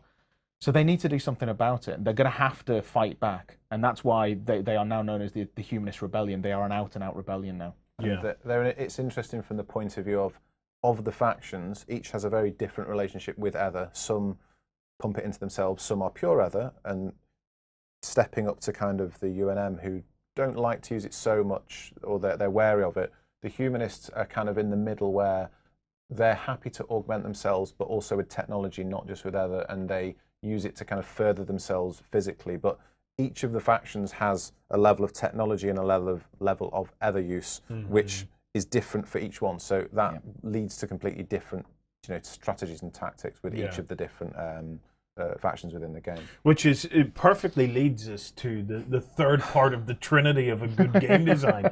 So you have the stories. You actually have a lot of background that people can get Absolutely, into. yeah. I believe even for during the Kickstarter, people may even be able to see maps of the new world and how it looks. You have models which are exceptional, I've got to say. Thank you.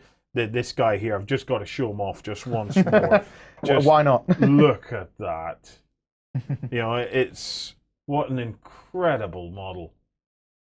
It's just stunning. And he's with the starter set. And he's in a starter set. He's in a starter set. Right, let's talk about the game. I have been lucky enough to get a game I might leave it. No. You're staying right here. Everybody knows I win every demo game we play. Well, so I want to talk about the actual rules mechanics. Now, they are in alpha. Yep, they are. Even as we played, there was little bits and pieces that live they were testing. saying, that could be different. So I want to get across the feel, the vibe of this game, okay? I've had a blast with it, by the way. So it's one of the things about it is it's a game that it has a lot of free-flowing aspects to it. So it is a skirmish game. I was playing with the United Nations of Mankind. Yeah. Of Mankind. And I had two squads, and I had the legendary Mitch Ward, who is now like the Duke Nukem of this game, as far as I'm concerned. So, and I was playing against these guys here. Yeah, the Cult of the Dragon. The Cult of the Dragon. Now, to give you an idea, there's this ether is kind of like randomly on the table, and both factions kind of interact with ether in different ways. So while the Cult of the Dragon really could absorb the ether and do all sorts of huge things with it, in my little squad, the guys weren't so concerned about ether, but Mitch has robot legs that allow him to do amazing things. So he's able to use the ether a bit. So other than that, we have what are called points of interest on the board. That's right, yeah. And by securing points of interest, you're scoring victory points as it goes along. So it's a case of I get to work with a unit, my opponent works with a unit, and then at the end of a full turn, we can tally up, what control we've had, what we've killed, and keep a tally of our victory points. Now, the mechanics of the game are lovely so far.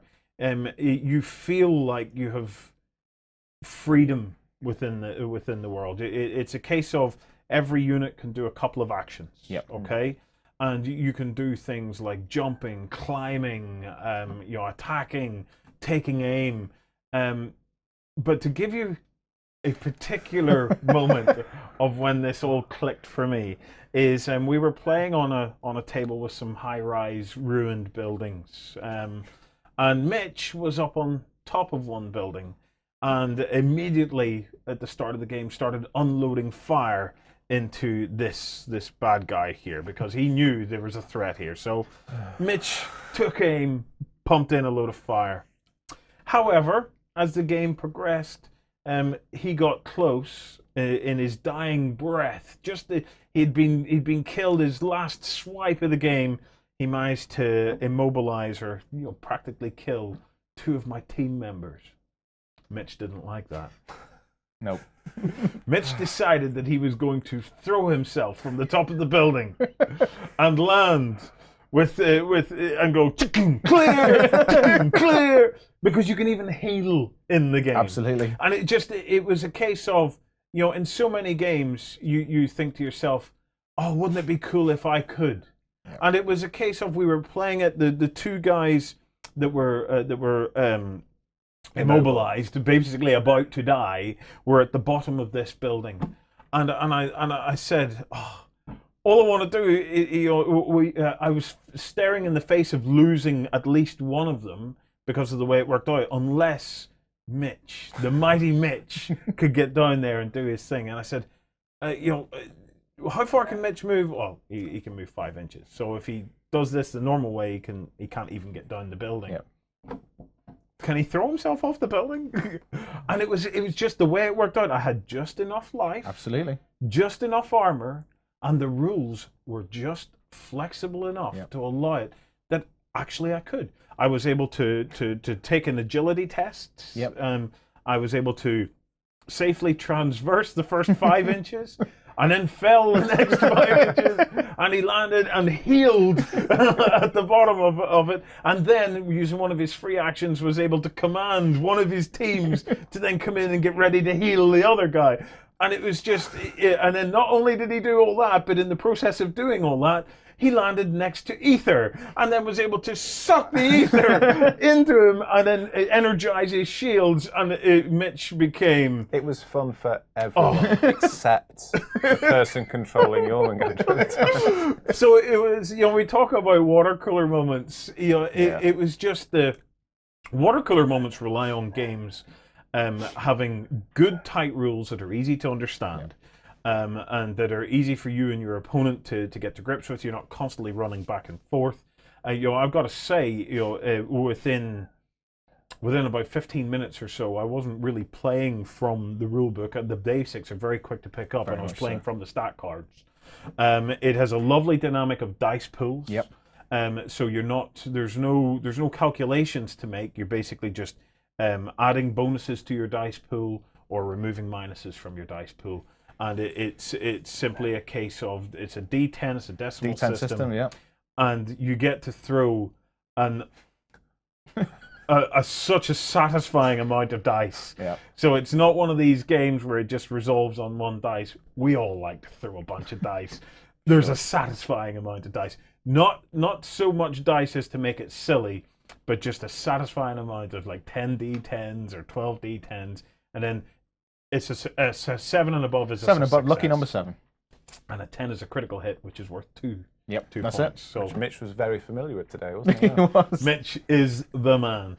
So it's as I said, you need to have that tight rule set, but as well as that tightness, it has that beautiful flow, that flexibility, that suddenly to do something that was just that bit out of the ordinary, that oh, go on, we'll give it a go. Do we see what happens? Absolutely. And he made it, and it just lit up the game.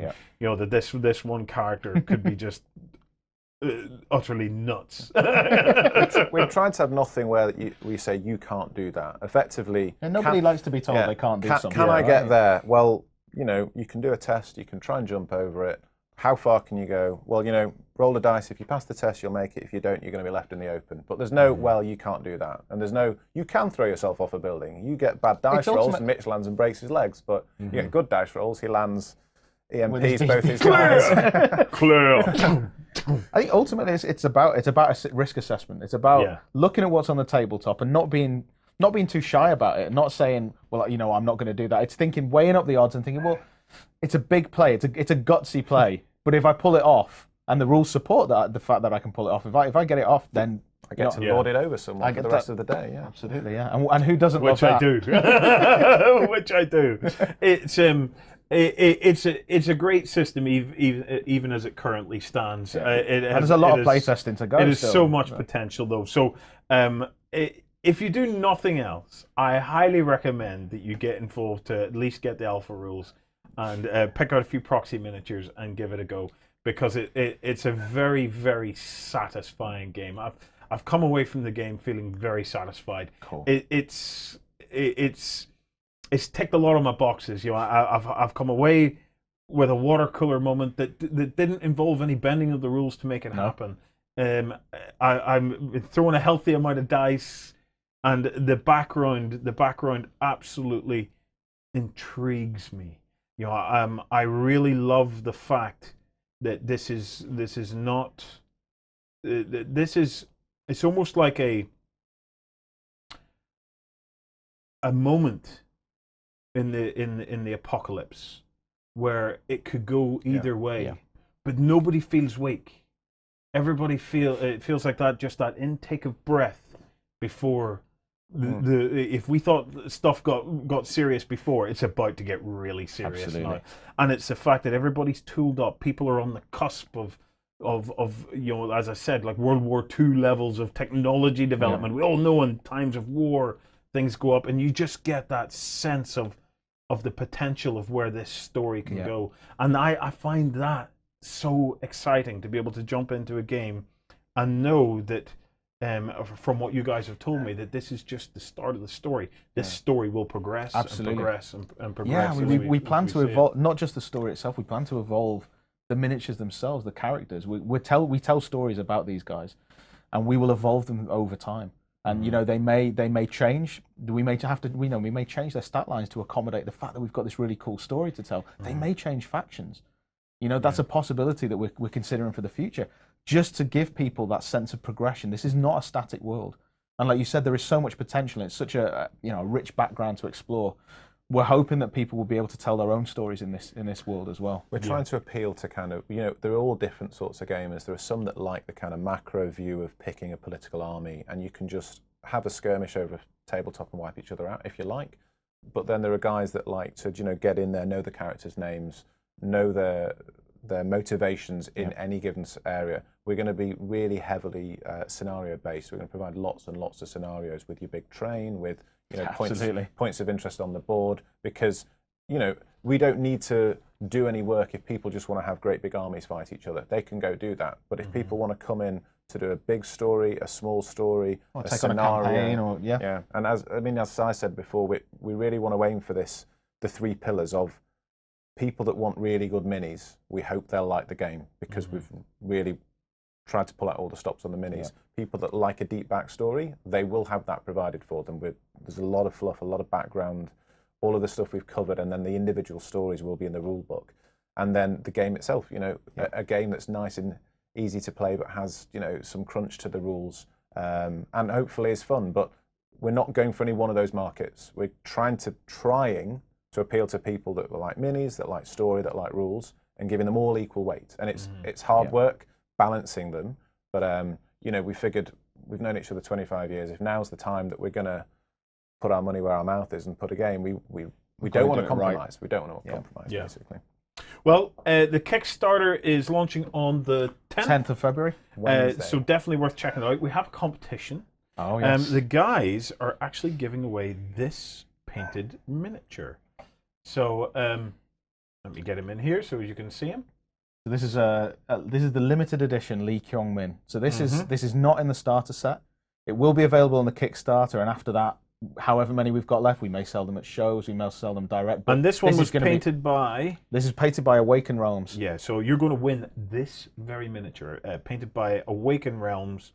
They've done a cracking job on that. Yeah. And he's not one of those special editions which looks nice on your sideboard. He has rules that fit him into the game. The Jormungandr model you can see has Lee Kyung-min floating inside him. These are two different versions of the same character. And they interact. If you add in your Lee Kyung-min model, the stat card adapts, and your game can have, you can't have them both at once, but the game will have versions of where one character becomes the other during the game. So you don't need him to play, you just need the Jormungandr model, but if you have him, it gives you extra depth to the game.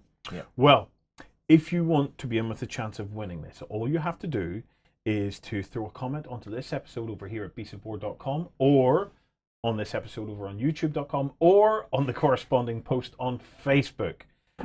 Click some likes and shares and all that good stuff as well. And if you want to be in with triple the chance, why not consider doing all three? Guys, look, best of luck with the Kickstarter.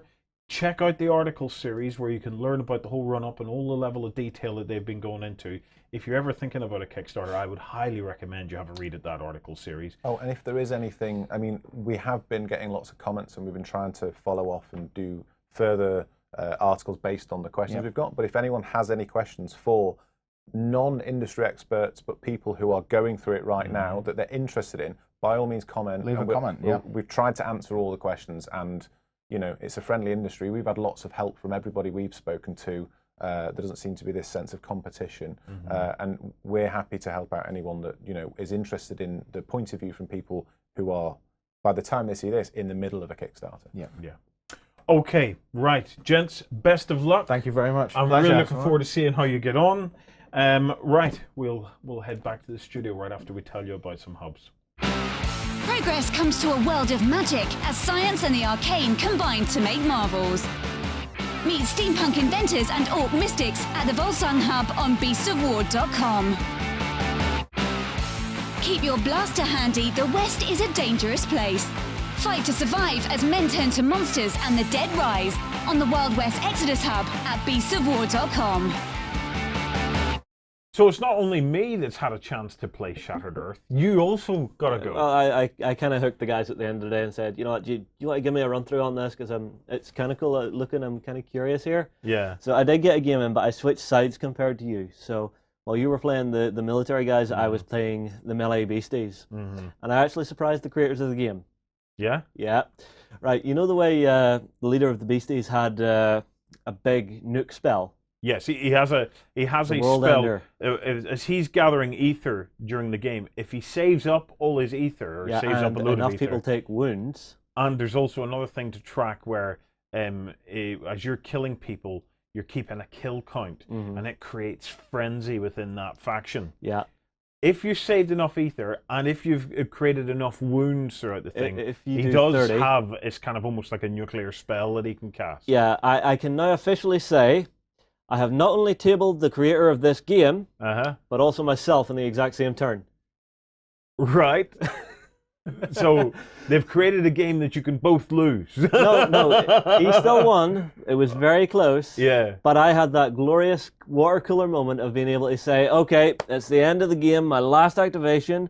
My hero is about to die, but he gets one last chance at it. Do I have enough kills? Yes. Do I have enough ether? Yes. Right, he's going to fly to here, and he's going to let off the end of the world. And basically what happened was, he had to test for everybody. I had to test for all of mine. So I was just rolling, okay, he's dead. Oh, he's already unconscious. So you were killing your own as well as his. Yeah. Basically, it affects, everybody has to test on this, but there was one guy on his side of the table who I had already knocked down the previous turn, who was just waiting to activate and die. He survived. Oh! So this poor guy is just lying there on his back going, medic! Medic! Why are the clouds boiling? Oh God! Why? Yeah, it was glorious. It's a game you definitely have to try. I mean, like, from what I hear, you had an absolutely epic finish to your one as well. I did, but the magnificent Mitch, he will go down in history. Yes. So oh look, my friends are hurt. Banzai! Oh, right. Yes, finish out the show. Yeah. You've finally done it. Yes, we finally done it. We got tired of seeing this Justin's Kings of War army with these black bases. So I spent this week convincing him, saying, look, badgering, convincing. I want you to get to grips with flocking. Pass me over those two little guys over there. Yes. These little buddies here. Myself and Lloyd did this on a previous show. Yes, you were sneaky. We took sneaky a couple flockers. of Justin's black bases, and we put some beautiful grass tuft on They it. look like they fell asleep in a summer's meadow. Yeah, they're happy and drunkenly, just happy. Look at them, happy little dwarves With the tongue hanging out. Yes, happy little dwarves. Need more cider. So, Excuse me, not cider. Eel. oh yeah, Dwarf? 6x, 6x. So this week I says to him, look, Yeah. I want you to get to grips with flocking. A new device came into the studio. It's a smaller version of a device that I absolutely love. Yeah. It comes from the guys over at War World, okay? Yeah. And this is the Progress applicator, and this is the micro version, okay? Yeah. So there's a version of this with a bigger kind of hopper Yeah. that we use for terrain pieces Yeah, well, and stuff if in if here. anyone remembers the Drop Zone Commander bootcamp that we did, we had nice big square fields, and Yeah. we used it all across that. Did a really nice job. It's basically what it is it uses electrical magic to Polarities. polarities. It uses my polarities, which is what sold me on this. to give you that beautiful static grass effect, where the static grass It's actually standing up. is standing up. So Yeah. like so. So if I just tip out, you can see it's all Yeah. nice and standing up. So I set Justin the challenge of, I want you to play with this, okay? As someone who hasn't played much with it, you're not much into basing. I want to convert you into at least the most simple Yeah. type of basing. Yeah. I cannot tell you how much. If you are a collector of armies and you just like to get stuff on the table, right? Which is where I have been now for some time. Yes. You have to explore bags of static grass and something like this, or a kind of like a flock box. This is maybe a little more versatile than the flock box, so I would err towards probably this kind of thing here. Yeah. I have used it for Myth Minis, for the Myth the board game. Yeah. I basically just wanted to play with colored minis, so I primed the main insect faction red. Yeah. I primed the main kind of ogre or orky kind of faction green, and then I just went in and I flocked the bases just one after the other, Yeah. and then painted a couple of little details here and there. It looked great. Yeah. For the Bolt Action Boot Camp, we created a full Martian invasion Bolt force action. for Bolt Action, and that full Martian invasion force basically just got primed, a few little details, and Faces, then we just boots, and then we gloves, just bases. flocked all of the bases. All of the bases were flocked, and it's one of the coolest looking armies that we have in the place. Yeah. So, just having looked at Justin's Kings of War Seeing stuff, this gave you yes, rage. I just Seeing this gave you rage. It was Yeah, just, no, why? yeah. So And fine. I set you to work. Yeah. You're now going to demo it live on the Weekender. Yeah. Although, Okay. would you like me how to show do my it. experimentations first? Actually, what I would like you to show me where you got to, All right, and now- then we'll have a look and see how you did I it. know nothing about basing, so if these look awful, forgiveness. Okay, so I'll grab you the first one. They won't look awful. And They won't look awful. the other thing I did nab out of the Hobby Lab was some new Army Painter tufts, so hopefully that's these, okay. Right, yes, these are brand new tufts. Yeah, yeah. I from wasn't Army sure which Painter. would work, so Well- I've tried them with different Well, ones. let's see one base at a time here. Yeah, so, yeah. So if you okay. want to show them off, I'll Right. bring my others in. So here we have his first one. Mhm. Now look at that. I think that looks brilliant. Yeah. So which one's that you've got there? The wood base. This is Woodland Tuft. Yeah. Okay. which- not So, bad. This is the new Battlefield's XP range. Mm-hmm. So it's basically a larger version of their tufts. Yeah, but you're getting and- 3 sizes in there. Yeah, you get 77 Mhm. individual tufts, 12 of the big, 35 of the medium, and 30 of the small. So Yeah. let me pop that open just so as you can Yeah. see it. Now- Bearing in mind some will be missing because they've been used on that Yeah. ogre. Yeah, yeah. Now I wasn't exactly sure what to use, so I just started to randomly pick. Yeah, so you've been experimenting with them and mixing Yes. and matching, yeah? Yeah. So for this one, you've got 3 big ones, 2 little ones that I used, Mm-hmm. and just randomly placed them in onto the actual mini. Yeah.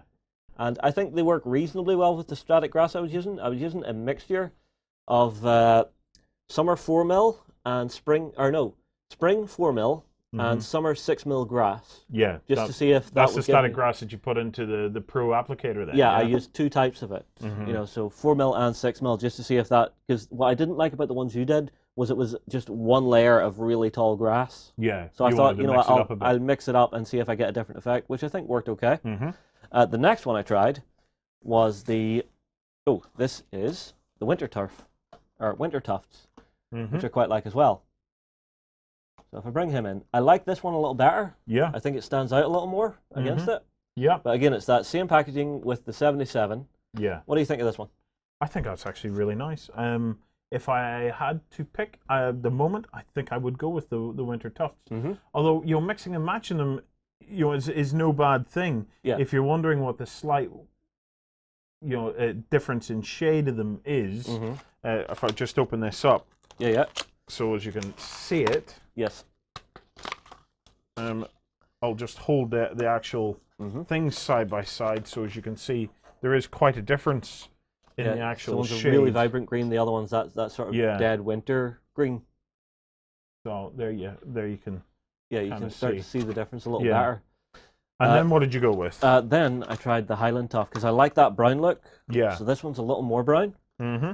So if I bring him in. Yeah. Let me move these out of the way. Yeah, I left the minis out of the way.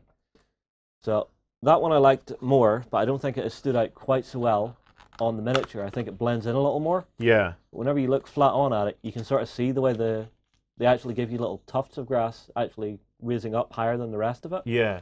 Which I quite like. I think that works really well. You know, so far I've liked all of them, Justin. You know, there's been none that I've looked at and I've said that looks fit. daft. You know, Yeah. it's Yeah, well, there's one more, and it's the one that really blended, which was the swamp turf. yeah. So if I move this all forward, that's this one. It really blended in with it, Yeah. and That it looks works like that. very well. So let me get that one open as well, so as you can see it. Yeah, I mean, they're all giving you that nice unevenness, which is Yeah. what I was really looking for to do this, because I don't just want to do it, turn it like that, and it looks like someone's been out with a lawnmower. Yes. Yeah. You know, so I think even any of them work really well. I think the best one was that winter turf. Yeah. So what do you think of this one? I like that one too. I like that one too. So let's put your 4 examples all together. Yep. Okay. So there they are. Mm-hmm. You know, Justin, that. Yeah, comparing think, that you to know, what I had. Even you've got to admit. Yes, I do admit it.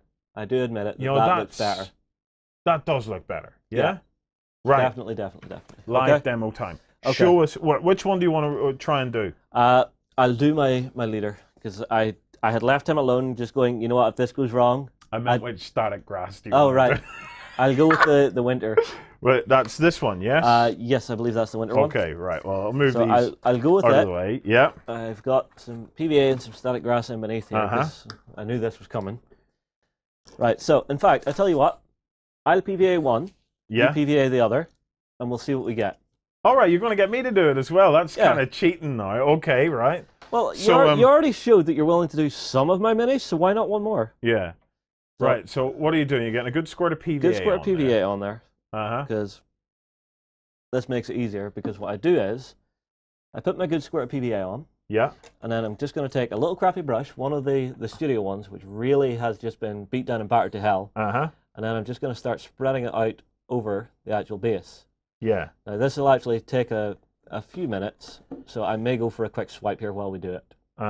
Okay. Yeah, you can swipe away. Swish, Justin. Swish. This is what they look like. So Okay. you get a nice little covering. Doesn't have to be perfectly even. Yeah. Right? Okay. So then we have to load our applicator. Well, So when do we put the army painter stuff on? I generally have this preloaded before I put my army painter stuff on. Yeah. Because then I'm just grabbing it once it's set down, after I push it around a little and just start tapping it on. Then there's no mucking about. We're doing this your way, Justin. We're doing this your way. So That's a first. load her up. All right, so I've just got my little mix just in a paint pot. Show it lid. under there. Bring it under the So close cam so they This can is see my it. mixture of my 4mm and 6mm summer and spring grass. Yeah. And then that just pours straight into your hopper. Make sure I've got all of it. Okay. Yeah. And then you actually get different gradients on the grills. Now for this, I've actually chose one of the finer ones because it'll let it out at a good rate. Yeah. But it won't just mean big chumps are falling onto my miniature and just not getting the static to work. Yep. Okay. That's what I think. I could be wrong. Yeah. Okay, so now that that's loaded, we'll set it to the side for a second. Uh-huh. Grab our tufts and pick what you want. So, I will stick one here. Now, it'd probably be handier to have a little bit of, like, tweezers or something for this, Justin, I would have thought, but... Well, it depends on really where you want to place them on the miniature, I find. Yeah. Okay, so Let me get it. Well... let's just do a couple. Okay. We won't go nuts with it. Right. There we go. There, and... If you put another couple onto that, sure. yeah, I'll put one more on here, and that'll do it. So, right there. Now, some people do this with super glue. I prefer to do it with the PVA for one very simple reason. Uh-huh. If I do this with super glue, I then have to wait for that to dry, because if I'm impatient, and I am, Yeah. I might end up mixing PVA and super glue, Yeah. and then getting super glue onto my paintbrush and completely destroying it. Okay. PVA is a good option. Yeah, So okay. there's no issue with using PVA for that. All right, so next step is going to actually be turning this on and doing the bit with it. Now, Okay. So. on the end of it, you have this little crocodile clip, right? Mm-hmm. Now, I like this, but I also like to use a little bit of steel mesh that I have sitting about. So Yeah. I think you have it there for me, Warren, somewhere? Yeah. There you go. Sorry. Yep, that's fine. So a little bit of steel mesh like this. Now, I would say if you have this steel mesh, be careful, the edges can be sharp sometimes. Yeah. You could also use a little bit of steel plate. Anything that's a conductor, Exactly. basically. But Okay. this one works particularly well for this because it fits the base of my miniatures perfectly. You'd almost think you'd made it to do that. Of course I Okay. did. All right, so if you can hold that in place, I'll hold that for you. I'll turn this on, Mm-hmm. and then you're just using little taps to actually start covering your miniature. Ooh. And then if I can get you to tilt the miniature to get between his legs and under the weapon. So let me just Yep, hold just him finger for you a on little top. bit. Yeah.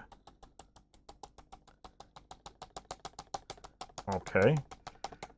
It is worth going a little too far with this sometimes Yeah. because Okay. it's better to have too much than too little. Yeah. So turn that off. He looks like Swamp Thing, Justin. Yarg. Okay. Okay. So now what? All right, so the next stage is you just pick them up Mm-hmm. and just drum on the base. Uh-huh. What you end up with is that. And there it is. It's all standing up. Yep. I think I actually may have put in a little more of the 4mm in this because Yeah. you can really see the humlocks in it this time. Uh-huh. But I don't mind that because I want it all to look different and uneven. I don't want it to look like cookie cutter. Well, this is the thing. If you've got options to use some stuff, you're best mixing and matching it, because if you can make it look uneven deliberately, Yeah. it actually makes it a bit easier for you to add to your army later on. It does. Now, the one other reason that I have the white page down Yeah. is so that I can recycle my grass. Okay. So it means I'm wasting nothing. What? Spoken like a true pothead. Yeah. Ouch! Shot fired. Okay. No, it means I can. It's why I like this particular one because it means I Yes. can reload the hopper really quickly and get the second one. Yes. So- We don't be wasting any of that grass now, Justin. So okay, right. I have friends who would defriend you for wasting grass.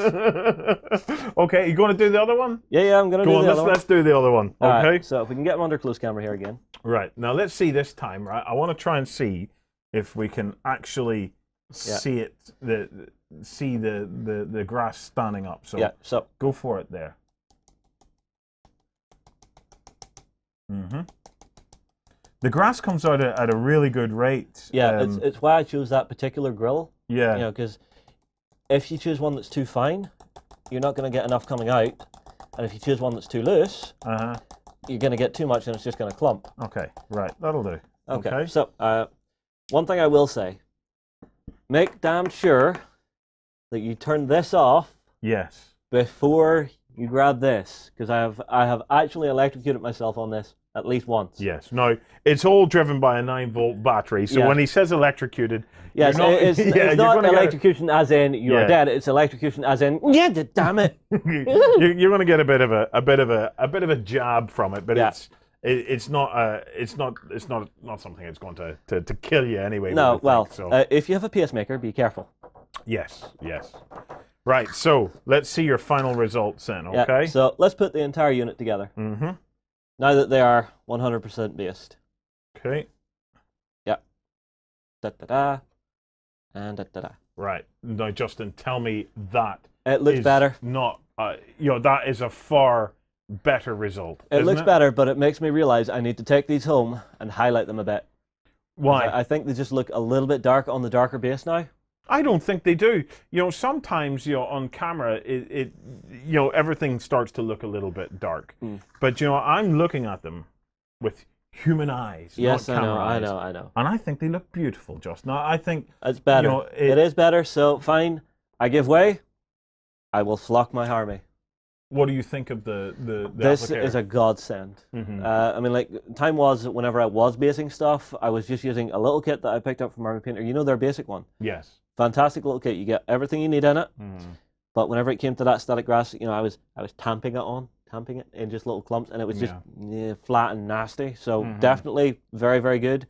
I love the actual static grass clumps that you're getting out of Army Painter now as well, because they're giving me that unevenness that I really want in my bases. Yeah. You know, no lawnmowers in the Kings of War universe. Now, these guys also do a flock box alternative that we'll be bringing into a What's in the Box show sometime in the next while. Well, I mean, you might have done it a couple of times as they've moved forward and actually redesigned the thing. But I do want to put my vote of confidence in that particular style of applicator, because to me it's a more flexible option than the flock miniatures box. and terrain. Yeah, that's the way Let I me look show at you it. why. If you can grab that dragon very carefully behind you. Yeah, no, I will Okay. say John still hasn't connected the two major components of this. Yeah, so if so, we're lifting it, by the base. This is done using exactly the same kind of process that Justin's just covered there, Yep. where we used some of the Army Painter Clumps. clump that we put down first, and then we ran pretty much that exact applicator, this one here, all around the base of it, to try and give us that finish. So let me get in nice and tight, so as you can just see. Yeah, and you can actually see John use some of the flower clump that they do, which makes a really nice effect. So it's it is a fabulous addition to your hobby arsenal. Yeah, Let's definitely. just put it like that. Okay. Yeah. Justin, well done, mate. That was a good demonstration. Yeah, well, it unlike most of my demonstrations, it wasn't a confusing demonstration. No, it wasn't. It was great. Okay, guys, that about wraps it up. I hope you've enjoyed the show. Remember, tomorrow morning we have the extra long backstage version, which is it's just a whole new show. It's spending Sunday morning with Beasts of War as well. So if we haven't tired you out, become a Centurion and come on over to Beasts of War, and we'll have some more fun and games tomorrow morning as well.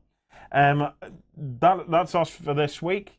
All that's left to be said is have a fantastic week of gaming, and yeah, we'll see you same place, same time next week.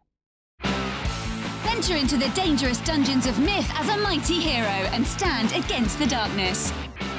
Visit the Myth Hub on beastsofwar.com and begin your story. Anime cyberpunk style meets skirmish combat in Infinity. Experience 8 high-tech factions and fight to control the human sphere at the Infinity Hub on beastsofwar.com.